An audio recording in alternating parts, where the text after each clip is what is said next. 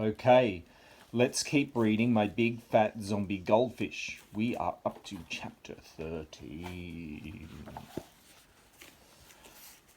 Got my zombie eye on you. Please, Frankie, I whispered as I peered into the watering can. Mark's not completely evil, really. I won't let him hurt you, but you can't try and kill him again, okay? Frankie stopped thrashing and looked up out of the watering can at me. His eyes stopped glowing, and he got that goldfish stare back again.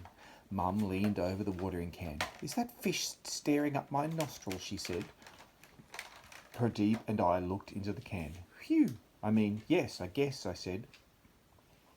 You said the goldfish was trying to kill you. Mark, Mum said, going back to him and feeling his head for bumps again. Was that before or after you bumped your head? Definitely after, Pradeep said. Yeah, he started talking weird just after he fell, I said. Bouncy, bouncy, bang, Sammy said, nodding her head. The kid was in on it. She was all goldfish. She was all goldfish starey, and she was out to get me too, Mark said, backing away from Sammy. Sammy giggled. Swishy little fishy. Ah! Mark yelled and ran and hid behind Mum. Okay, we need to go to the hospital and get them to look at your head.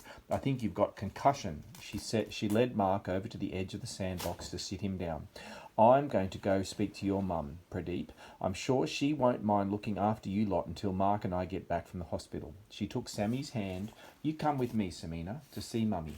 She turned to me and Pradeep. I'll be back in a second. You boys please look after him, okay? Keep him talking. Pradeep and I looked at each other nervously. It was like we were being left with a tiger that was just waking up, and we knew he was going to wake up pretty mad. Rockabye, baby. How you feeling, Mark? I said quietly. Mark growled in that evil scientist, big brother way. Then he jumped up and leaned over Pradeep and me. You morons and that stupid goldfish won't win, he said. But it doesn't matter, because as soon as I get home, that fish is flushed, and I'll stick your moron heads down the... But he didn't get to finish his threat. Frankie leaped out of the watering can, his eyes glowing and shiny green. He started flapping his tail back and forth, whacking Mark across the face. Whack, whack! Ow! Ow! Get it off! Mark said, and fell backwards into the sandbox. I scooped up Frankie in my hands and plopped him back in the watering can. I don't think you'll be flushing anything, Mark, I heard myself saying in a really strong voice, like I was on some TV cop show or something. I think you're going to leave me and Pradeep and Sammy and Frankie alone, I said. Who's Frankie? Mark said. My goldfish, I said, looking down at Frankie swimming around in the can. And I wouldn't mess with him because he can kick your butt. Pradeep stepped forward. Yeah, right, like Tom said, he mumbled and smiled at me. Chapter 14. Zombie Sleepover. Mum raced back over from Pradeep's house. Okay, boys, thank you for looking after Mark. She winked at me and ruffled my hair. You can act very grown-up sometimes, can't you? When you put your mind to it. Frankie splashed in his watering can. I think we should get Frankie back into his bowl for the night, I said. He's had enough air. Pradeep's mum said you can have your tea there and then sleep over. It might be best. You never know how long the hospital will take. Remember, when you had your concussion from running into the door? Why is it always my boys? She shook her head. Come on, Mark. She helped him up from the sandbox and took him to the car. He was still talking about the fish being out to get him. Mum just nodded. Oh, and Mark, I yelled to him as Mum was pulling out of the drive, don't worry about the pictures for your experiment. We'll take some good ones for you. The last thing I saw as Mum rounded the corner towards the hospital was Mark banging on the back window, mouthing the words, Moron, no! Pradeep and I went in and got Frankie's goldfish bowl from upstairs, washed it out,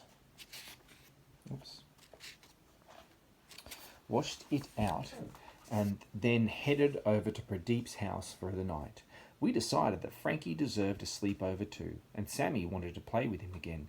We got into our pyjamas and had pizza with tomato sauce and a giant mozzarella St. George cross on it, and jam and white chopped popcorn flags, and took lots of cool pictures of Frankie.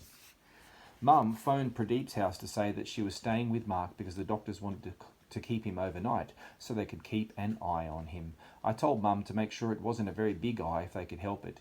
He is my big brother after all, and I think from now on he'll probably go back to just being mostly evil.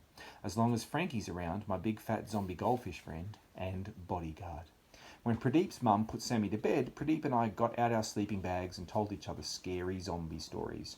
Telling scary stories is one of the top things about sleepovers, but the top thing about sleepovers now is if we scare ourselves too much, we've always got a zombie goldfish nightlight to make everything seem brighter and a bit green. How cool is that?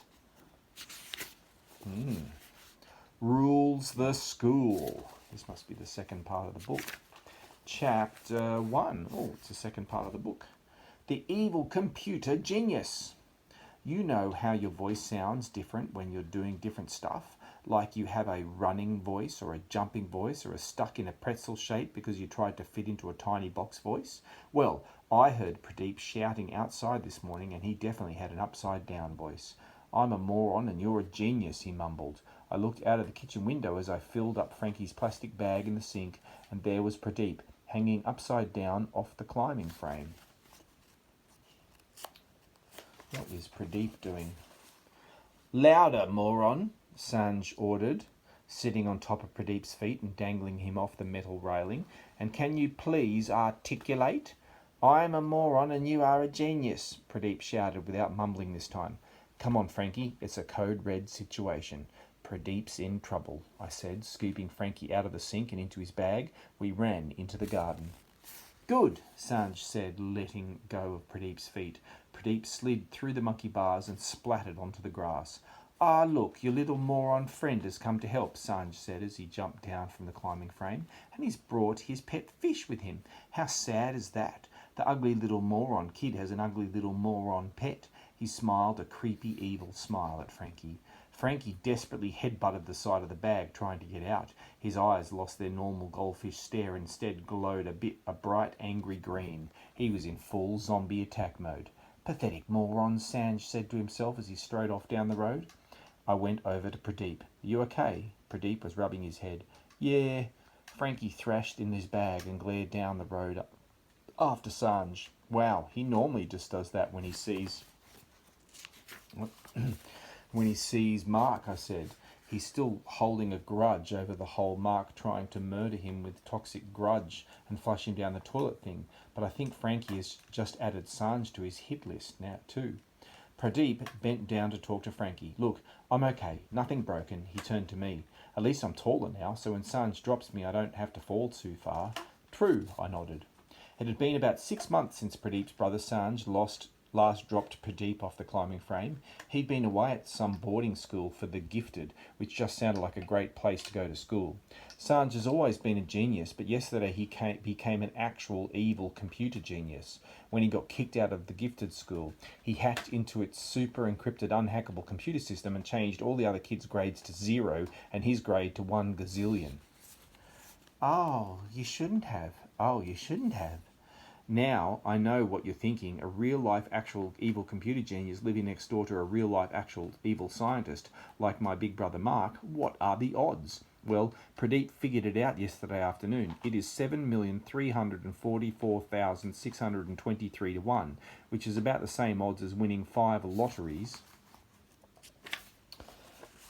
all at once and having the prize money delivered to you by a team of bicycle riding chimpanzees. At least that's what Pradeep told me. He found the answer on the internet.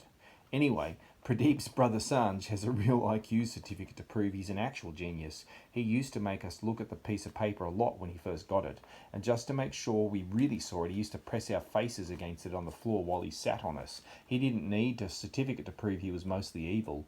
We knew that already. I grabbed my rucksack and carefully packed Frankie inside, placing his bag in the bottom of his Tupperware box. You bringing Frankie to school? Pradeep asked. I can't leave him at home after he got all green-eyed and thrashy with Sanj. He might break out and zombie someone. What if Mum saw him like that? Or Mark came home early? You see, the last time they were at home alone together, Mark tried to deep freeze Frankie. Luckily, I found him pretty quickly when I used the ice dispenser on the fridge door and got a zombie fish cube. You know, I don't actually think Frankie minded the freezer that much. He just didn't like being next to the fish fingers. Trust me, Pradeep, I said as we headed off down the road towards the school. Frankie is safer with us today.